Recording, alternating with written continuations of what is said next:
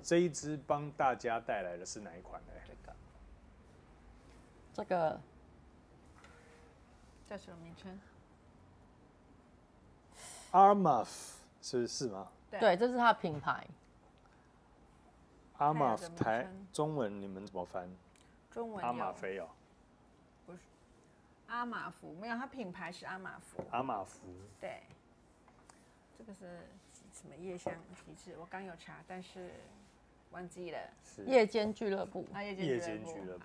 我们它的英文名字 Club D Night 什么夜间俱乐部。哦，所以它是一支夜香吗？可是我觉得还不算夜香，不算夜香。夜间俱乐部可能都可以使用。好，那这个牌子有什么特色？可以帮大家这个讲一下品牌啊，它有很多香水都会让你想到连接到某一些畅销的香水。哦，真的哦。它就是都把各大品牌的畅销香水都集在它的这个品牌。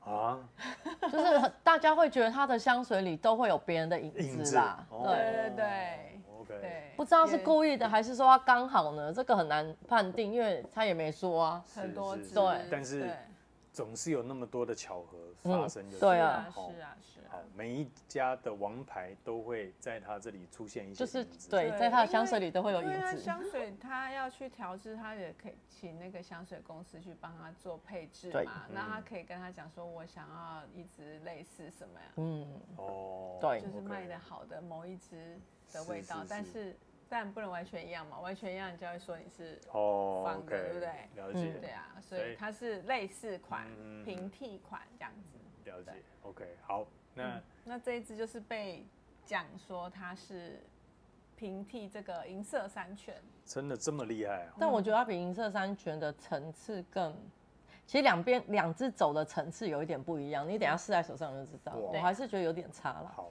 对对我非常期待，因为我们上一支正好就在拍银色山泉。对啊，对好，那我们来看看这个，味道是不是有真的有类似吗？对，我们这个特辑就是做一个对照比较，刚好可以比较一下，好因为刚刚一手这个银色山泉，然后现在可以另外一手这个。试试看它。好，来，那这个牌子的特色就是各家的明星商品在它这里都会出对，现。啊，它也都卖得很好这样子，因为可能就每一个价位都有它的课程在嘛。哦，嗯，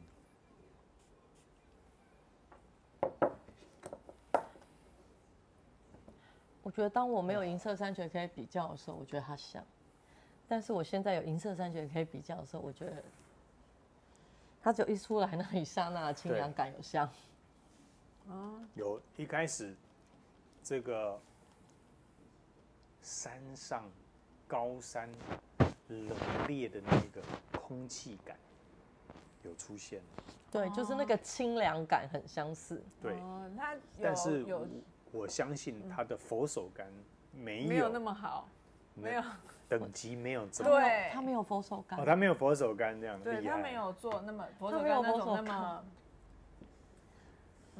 你说清对新中又带那种 fresh 的那种，它没有到那种对，那因为么因为它的柑橘香不是佛手柑。对，是，但它确实有把银色山泉那种走想要向啊想要告诉你表达你的那种对高山上的冷冷冽冽空气感有，对不对？那种雾气感它是有带出来的哦。刚开始的啊，那它也有柑橘，但是这个柑橘有点像是碰柑蜜橘这种，清不是柠跟柠佛手檬。柑。有清柠，你讲对对。清柠，所以我必须说，这个 Creed 的银色山泉的佛手柑还是等级高出一些。对，而且我觉得它一开始喷出来的那个扩香，其实反而是 Creed 的扩香高很多，是，就是它那个就是贴肤，它是这个味道比较集中需要贴肤去对闻它，它是比较你才闻得到集中的。对。但 Creed 的那个一开始在的空气里有佛手柑感受到闻你就非常清是新感，是就已经可以闻到了。对 Creed 就很像你直接置身在高山上那一种磅礴的气势。那这一支是有一点，你需要贴着来品尝一下。但我觉得这一支也是好闻的哦。对，也是不错的。来，我们来讲一下目前的前调，怎么走？学姐先好了。这一支也是中性，当然是清凉，对，但是它前面的柑橘香的层次就是我要讲两支为什么前面你都会觉得有水汽感或是凉凉的感觉，是黑醋栗，他们两个都放了黑醋栗，所以你会觉得有水润感跟雾气的感觉。是，但是因为它是很圆润、很层次的佛手柑，这一支是香柠檬跟青柠，所以它是一开始它那个柠檬柑橘香调很刺激，你会觉得很明显，可是又很快就没了。因为柠檬跟青柠的香气是刺激你嗅觉，但很快就。是。学姐要讲的哪一支是哪一支？这个，这个的青柠跟那个香柠檬的味道是，你会很快、很明显的闻到它，但是它又消失的很快，它不会像佛手柑会停留一下，然后蹭别的香味出来，它是很快刺激你嗅觉，让你闻到它，但是它会很快就不见，所以别的东西就出来了。OK， 譬如说它后面会有的微微的花香就出来了。我其实觉得这一支的花香大过于木香，所以我觉得其实虽然有人跟我说它很像银色山泉，它可以平替银色山泉，但我其实闻到的时候，我还是觉得它其实还是它有它自己的特色，跟银色山泉不一样，因为银色山泉要展现的真的就是一个很木质、很森林、很高山的氛围，所以它里面没有花香。虽然它让你感觉有嘛，可它没有。可是这一支是真的有花香，是，对 ，OK，好，那。林心丽这一支目前前调，我前面还是闻到比较多，刚讲那个青柠啊，是比较应该差异在这一支，它闻到的感觉是比较刺，就是你知道那种柔顺感没有。虽然说它一样是柑橘香气的那种感觉，但是它稍微刺激一点点，是对，它没有那么滑顺。然后加上说它前调好像闻完之后，这个部分就。它的木质底不是很明显，目前闻到的就还是前面的味道而已。那它的那个层次，没有出啊，没有层次，它就目前就是停留在它的前调，它中后调，我觉得应该是因为它香气比例关系啦，所以前面它完全感觉不太到它的后调的木质的底。是，对。那银色山泉是，但层次是非常非常分明的，而且你可以闻得到它。的那个木质的底蕴是很强的，像我们一开始可能没几分钟，我们就闻到后面的木质加茶香气这些都有，但这支目前但我不知道为什么，是我闻到一点点米的感觉，那种，淡下来，我用这样形容好了，如果银色山泉的冷冽感是在7000公尺的海拔上面，我懂你的意思。那我觉得这一支大概在3000公尺的海拔，对，就是阿尔卑斯山跟阿里山吗？是，对，我觉得这样子大家应该最明确的感受到了，因为那一种磅礴感跟这种空间感，其实你明显的闻得出，对，它两者的差别，因为我们同时两边都试了。好，那我这样在镜头左右的来回去尝试，我觉得直接用高山的程度来比喻，可能镜头前的朋友会更加的明确了解了。好，那这一支，你说有没有做到银色山泉的感觉？我觉得是有，我觉得是有，水准也相当高，非常高。那但是它这个细微的巧妙变化，除非你两支拿起来比对，你才有办法去感受到。对，不然其实真的，如果只是外圈别人来，你身边经过的话，确实会认为它是银色山泉是没错。对，好，那我觉得这一支我也蛮尊敬他的，也是蛮厉害的。对，其实这一支会比银色山泉更偏女生一点。我觉得如果女生要找一支，如果女生觉得银色山泉太中性偏男生的话，你想要找一个柔一点的银色山泉，这一支还蛮适合的。那因为我觉得这一支的前调它也有一点柑橘加一些甜，蜜橘的蜜橘啊，橘子加一些蜜的这种圆润甜感在里面，比起银色山泉它多了这一个味道。所以我会觉得。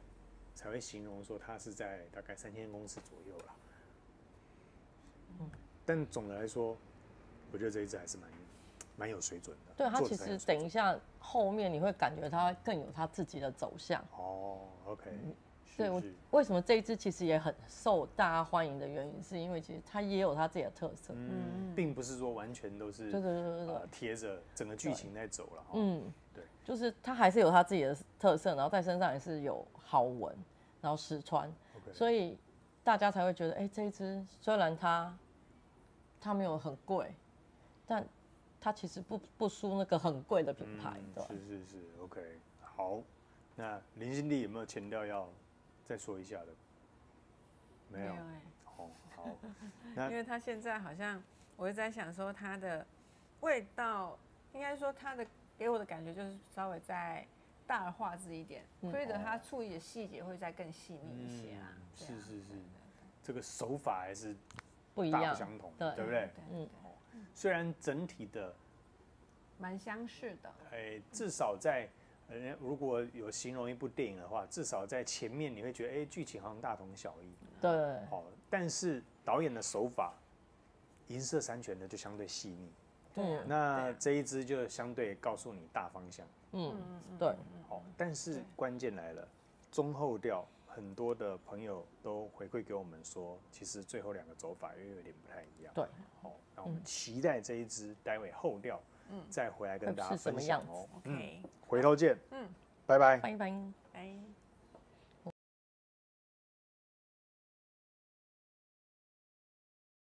好，我们来介绍这一支 Amarth 后调夜间俱乐部的后调。那我先讲一下，因为在中场我们做一些功课这一支牌子是印度的。对。那我要讲一下印度其实是真正的香料大国。在西班牙大航海时代之前的那个年代，欧洲人其实在餐桌的饮食文化，包含连皇宫贵族，其实碍于他们的天气跟气候，跟这个可能说那边的纬度的关系，所以他们种植出来的东西，包含说冬天会比较长一些。那他们对于食物的保存，其实需要发现另一块大陆，就是印度这边的香料。所以那时候香料，他们航海出去为的就是珍贵的香料。那从哪里取得？其实就是印度。好了，因为在运过来的过程中会经过很多人抽成，所以到了皇室贵族，为什么当时只有皇室贵族可以用得上？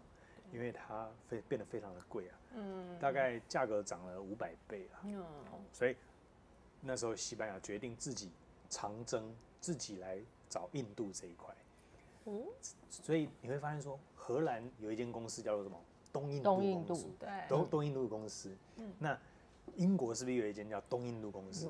当年我一直搞不懂为什么他们都要叫做，我以为是连锁的。不是连锁的，为什么会叫做东印度？后来你才发现其实是有由来，因为他们都是为了开这个航道到印度这个地方来取得香材回去的。所以其实你要明白说，印度的香材其实是丰富的，但是却是欧洲人把它发扬光大的，很奇妙。所以那今天印度可以做出这样的水准，我不意外，因为本身它就是取得最好的原料的大国之一了所有的新香料跟花，它都可以取得。是，那包含再讲一下，我刚刚才在中间跟他们分享说，那为什么哥伦布他从大西洋，他觉得即便他到死的时候，他发现这一块新大陆，他都还认为这是印度，他认为他走了另外一条航线，跟葡萄牙不一样。他一样找到了印度这一块，其实不是，他找到的是北美地区。对，那所以他一看到当地的人民，他就叫他Indian，就是印度人。印度人其实不是，他是遇到美国的，他是美国人原住民。可是你看美国原住民后来是不是都叫做印第安人？怪不得美国原住民不爱被叫印第安。对，所以这个也是另外一段。这一次我去西班牙的时候，我把它串起来的历史。所以我终于搞懂了。还是亲自出去啊，因为你看了100遍的 YouTube 或者看了100本书，你永远没有实际去走一趟，把它串联起来的更印象深刻。没错。好，那这一支我们回头讲它的后调，学姐，我觉得它中段的花香出来之后，你会发现它真的就是一个独立的一支香水。是，对我现在手上是一直都呈现出带着姜味的花香。哦，那它中段其实用了鸢尾、玫瑰、紫罗兰，嗯，其实还蛮舒服。是，还有茉莉花也有但我没有闻到这几种花香，因为其实鸢尾、茉莉跟紫罗兰它个别会给你一个刺激你嗅觉的那个氛围，它没有，它的花香闻起来是温柔的。对，它是一个温柔的花香，加上了前面的姜，我不知道为什么在我身上表现得很明显啊。我是不知道在你们身上有没有，可是它在我身上是明显。然后它后面又放了浓咸香跟麝香，所以它的花香变成在身上是一个温柔贴肤、很舒服的感觉。所以它后面变成在我身上是一个很舒服的香味，我觉得还蛮好闻的。就会让你觉得你喜欢它后面的香味一直存在于你身上。是，你会一直忍不住的觉得这个味道很舒服。OK，好，那这一支我也讲一下，我觉得它的走法就很像是不同的剧情，最后的结尾走的不同。因为我们今天同一时间拍的，在我右手是 Creed 的真正银色山泉，那这一支是很多人都说有银色山泉影子的，对对对。但我必须左右两手分别来跟各位报告一下，它是完全两个最后后调是不同走向的。好，那我反而觉得这一支 Amarth 的这个夜间俱乐部，后面变得比较有阿文图斯的感觉。真假？对。它后调，我觉得它的后调木质香气反而比银色山泉的重。对，它的那个木质啊，就是不知道是有玉创木或是其他的木质香气在里面。它也是雪松。它的木质的味道再重一些。那阿文图斯不是阿文图斯，那个银色山泉的，我觉得比较柔和一些。是，就比较柔和一些。对，这两个但是还是蛮好闻的。对，是好闻啊，但走法完全不一样了。对，其实到后调我觉得是不太相像。后面两支的表现其实不大一样。前面会让你因为如果就像一开始学姐讲的说，如果我今天不去跟你讲说这两支是被拿来比较的香水，你不太会把它马上联想到那边去啊。对，那我们今天就来这个打破这个迷思。我觉得这一支有走出他自己该有的个性。对啊，那比较不会像躲在 Creed 的银色山泉后面的影子啦，比较没有，比较不像。因为我反而爱他的中后段。你比较喜欢这一支中后段。OK， 那确实他们在后调的处理方式，其实细腻度是不太一样的，对不对？好，那林心，那这一支后调，你会比较喜欢这一支的后调，还是银色山泉的后调？我刚其实有提到，就是银色山泉我更爱它前调跟中调。那这支我是比较喜欢它的后调，就是如果两支比起来的话，对，那我可以理解为什么有些人会觉得说，那我买这支就好了这样子，对，因为应该是说，如果你没有品牌的迷思，或者是说你没有去追求它的，因为其实一个香水它除了味道之外，还有瓶子啊也很重要啊，还有它的那个品牌性啊，你是不是喜欢它的品牌？对，那如果你这些你都不在乎，你光只要味道，我觉得味道后调来讲，你喜欢木质调的人应该会蛮喜欢这一支的。又蛮实穿的，是，对，价位上好像也还蛮优惠的，超优惠，超优惠。这一支比较像啊，印度的女生不是要穿薄纱把脸遮住，它比较像是遮着脸的一个女人在那个面前，她那个香气好像有，她要似有若无的展现她的香气的魅力给你的那种氛围。那而且我觉得可以理解它为什么是叫夜间俱乐部，因为它后调其实真的是比较适合夜间的感觉，或者说你要去 pub 那种，其实是蛮适合的。对，以前我们年轻的时候啊，去 pub， 哇，在那个灯光下，每个都美女除了早上这个走出了舞厅之后，发现不是这么一回事，果然还是需要有点面纱。对，不用太认真。所以为什么去夜店灯都是暗的？对。好，夜店不是隔天什么事情都要忘记吗？没拍谁。好，那我觉得这一支的后调，它反而对我来说是果香，就是凤梨这个果香是比较明显的，果香再带一些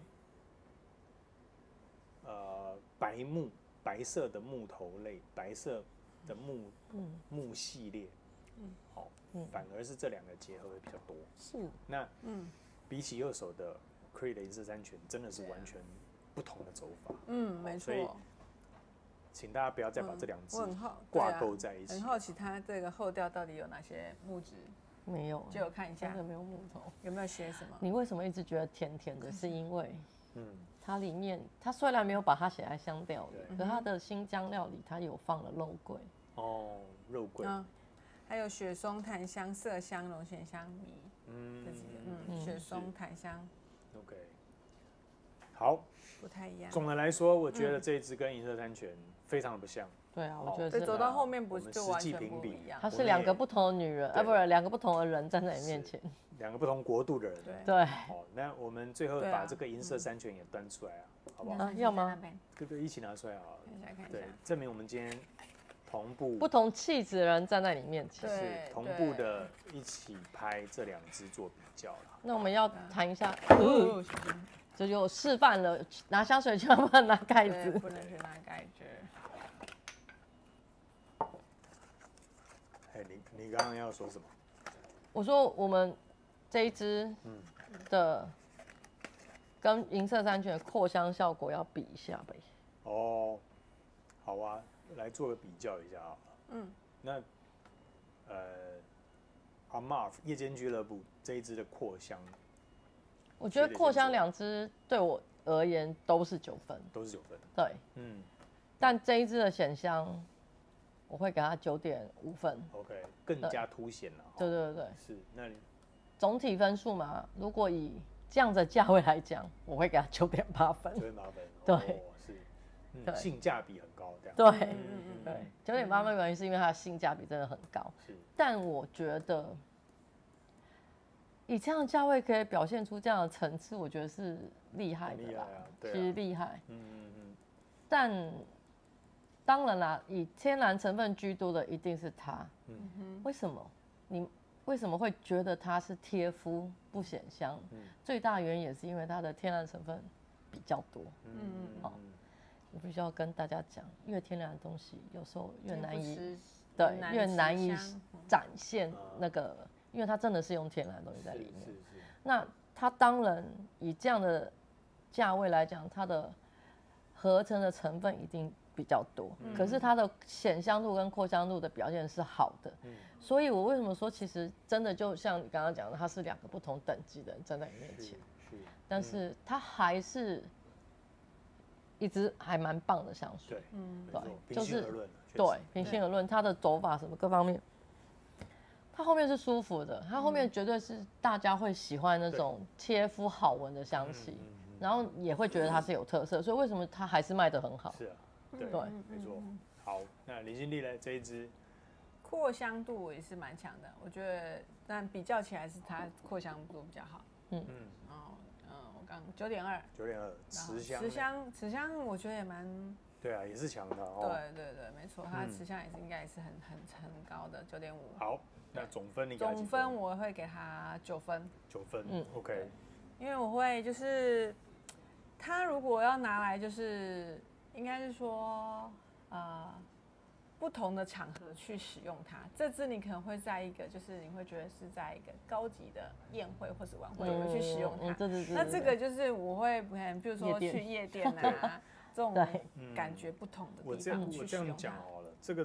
银色山泉是我去参加一个现场演奏会，对，门票是5000起跳以上，像汉斯季默的演奏，我就会喷这一支。对，那适用的场合有点不同这样子。那如果今天我要去pub 的时候，信义区的某 pub， 我觉得我会用。然后因为它扩香也强，所以这支就更就是或是某 party， 对，是户外趴。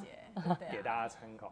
对，就是给他9分。而且因为如果其实要比较，我觉得也很难去比较，因为只有香味类似前面的地方，后面我有觉得各有特色不同，然后各有特色。瓶身也是大家可能各有爱好者吧，就是自己选。然后我是更喜欢 Creed 的瓶子这样子，对啊，那这个就可以提供大肆挥洒，对，真的可以大肆挥洒。是，那我们也不去硬把没它两边有优劣啦，对，因为基本上在我心中它是2支不一样的东西啊，只是说前面一开始可能相似，但是我觉得它，你要说像大家会说它是它的平替嘛，但我基本上是不认为它是它的平替，我觉得它就是可能一开始味道相似，但是它其实是2个不一样的东西。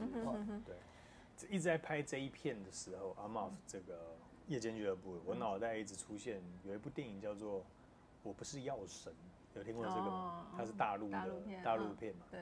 那他是说有看过，在中国内陆要买药啊，他好像他爸妈就是生病之类，就药都很贵啊。结果后来他跑去那个印度拿到药，结果只有大陆的1/10的价格，而且效果又更好。对，就后来就变成大家都找他买了，变成药头了。那这个还是表达什么？事实上，印度本身就是一个香材密集度最高，而且香料是就是包含连当时的欧洲贵族都要远渡重洋冒险来这边取得买，高价都要买的，你就知道这个当地它的天然的条件有多好。所以这个在拍这边的时候，我一直不断的想到这一部电影了。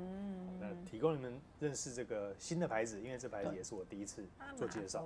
阿玛夫，好，非常谢谢2位，待会30秒就拜托一下啦，拜拜。